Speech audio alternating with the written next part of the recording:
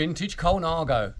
Hi guys, I'm Dan at vintagevelo.org and today we are out there riding this classic Colnago Super dating from about 1979-1980. It's the classic round tube Colnago Super that you'll find Columbus SL throughout. It's a fantastic frame, really well done. The paint in this silver blue luster is gorgeous. You do find vintage Colnagos, if they've got crimped tubes, then that's a master. Profil, which is the aerodynamic version as well, but this is just the classic round tube Super and it is really nice.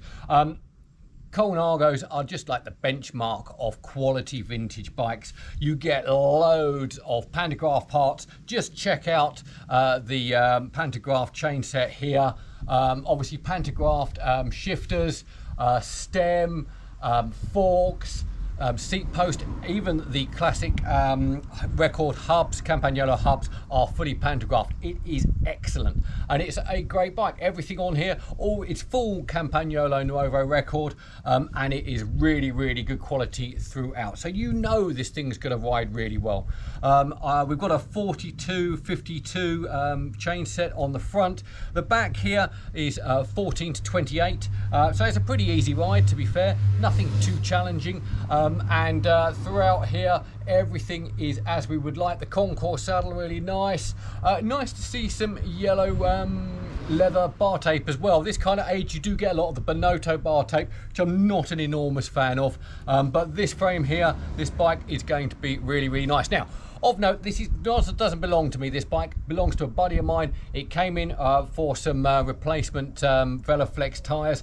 The original ones were just dying slightly after having gone through the white roads of Eroica in Tuscany. So we've just put some fresh 25mm Veloflex on there, Veloflex tubulars.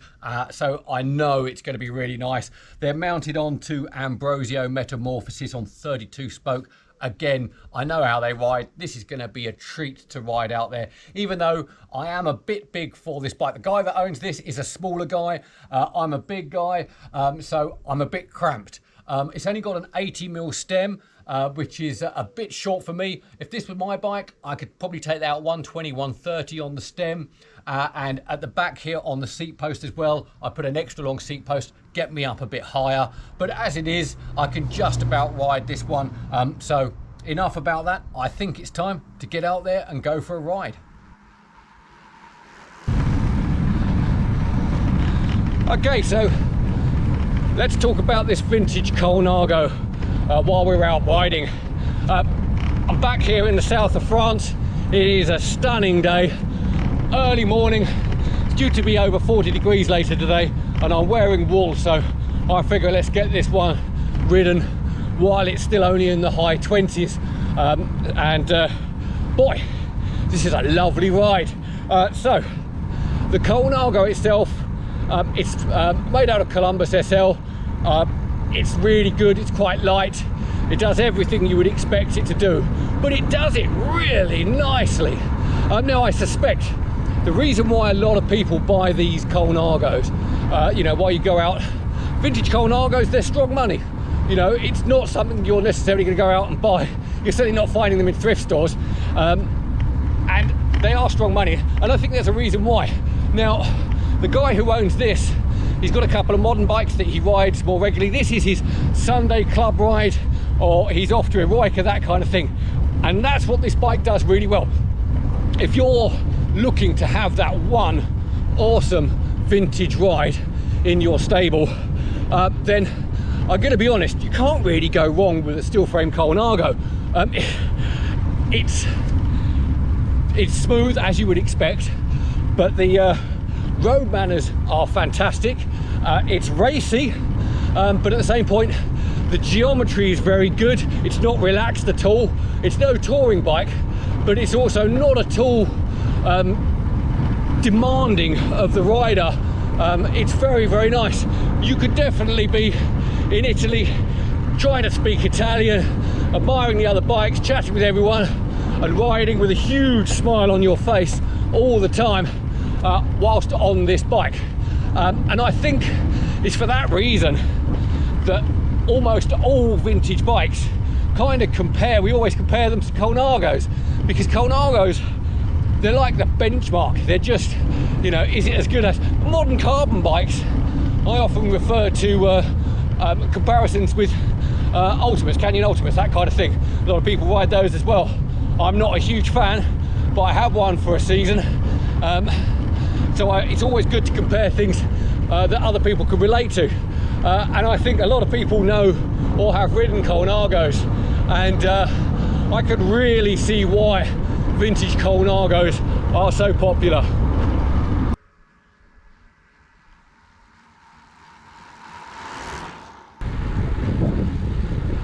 So let's touch on size.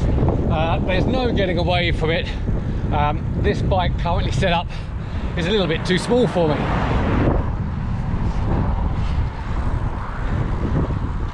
Okay, so let's touch on size. There's no getting away from the fact that this bike... So let's touch briefly on sizing and setting up your bike. Now, this vintage Colnago is without a doubt set up too small for me. I can tell this because I can't fully straighten my legs, and when I look down over the handlebars, I'm not looking straight into the front hub. I'm actually looking straight down and it's intersecting visually with the front brake. Now, ordinarily, if this was my bike, it'd be quite easy to fix. I'd get a longer seat post, get that seat post up a lot higher, and the guy that owns this is fairly short, so he's got an 80mm stem on the handlebar. If I put that at 120 or 130, I would deal with a lot of the issues here. Now, I know a lot of people will measure our bikes by heights. Oh, it's a 54, I think this frame is a 54, that kind of thing. But when you ride a lot of bikes, a lot of vintage bikes, you get much more used to using reach and stack. So stack being the height, huge fan of the channel there, no doubt, and a big lover of vintage Colnagos, but I'm not quite sure what was going on there. But as I say, reach and stack is a really good way of measuring and getting yourself in the ballpark on any bike. Me, I like to be, so basically what you do, you take a measure just back from the nose of the saddle, and you come up from the center of the crank. That gives you your stack and your reach. Again, same position on the saddle, so just back from the nose.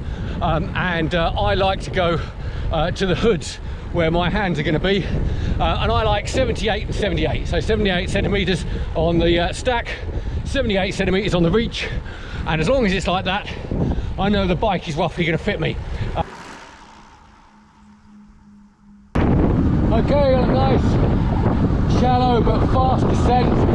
I really like this road. It's a great spot to test out the handling, as we've got a fast roundabout coming up, and I'm confident in this bike. The hubs on this Colnago pantographed Record Campagnolo, fantastic, 32 spokes, all stainless, Ambrosio metamorphosis, and the best bit, 25mm Veloflex. So I'm pretty confident we're gonna fly around here, tiny touch, lean in, straight out.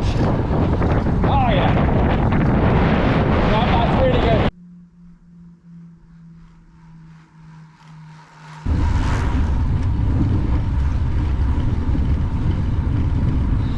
So, Ernesto Colnago, as a frame builder and a businessman, is a true master of the craft. You can put him up, obviously, he's like the man. Put him up there with Ugo De Rosa and a few of the other top Italian frame builders, and he's just incredible. Still around today, still at the point of this video being made, producing utterly fantastic bikes for the top riders. At the moment, UAE, Emirates are riding the current carbon fibre Colnagos, and obviously we go back to the days of Eddie Merckx and the one-off handmade hour bikes and team bikes when he was splitting, Merckx was splitting his time with Colnago and De Rosa for the personal handmade bikes, but I think pretty much all Colnagos are worth their weight in dollars. Even the aluminium ones, which are usually at the bottom of the price point. What's good there, coming to a junction, the brakes actually work on this one, which is really nice. Little squeak, but it does scrub off speed on a downhill. It would always be worth noting on any coal. If you are descending, can you stop? This one definitely can, but as I mentioned before, this is full of confidence, and I am a huge Colnago fan, but I think pretty much everyone in the vintage world is. You'd be hard pressed to find fault with any of their frames.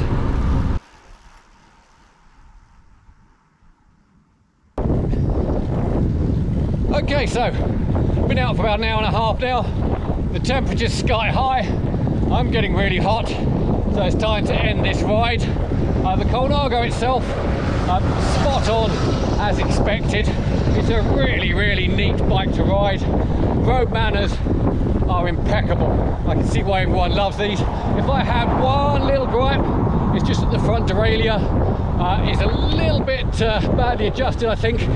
Every time I change gear, it's got a 6-speed block on the back of this, and every other gear change you need to just feather the another fan of the channel there. Every time I change gear, I just sometimes need to feather that front derailleur. I reckon a little bit of time in the workshop, a little bit of adjusting and fettling would soon have that sorted out. But there we go. I hope you enjoyed this ride. I certainly did. Do like and subscribe for more vintage rides, bike builds, and anything that's cool to do with bikes. Thanks a lot.